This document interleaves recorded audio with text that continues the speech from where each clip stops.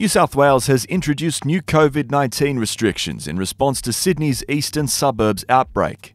Masks are now mandatory on public transport in Sydney, the Blue Mountains, Wollongong and Shell Harbour. People in Randwick, Bayside, Canada Bay, the Inner West, City of Sydney, Waverley and Woollahra are required to wear masks in indoor settings until Thursday. New travel restrictions for movement to and from New South Wales have also been introduced by governments in all states and territories. People who aren't Queensland residents and have travelled to a COVID-19 hotspot in New South Wales are not allowed to enter Queensland. People arriving in Victoria from hotspots must get an orange zone permit, get tested and isolate until they receive a negative result. Anyone travelling to WA from New South Wales from June 19 is required to get tested for COVID-19 within 48 hours of arrival.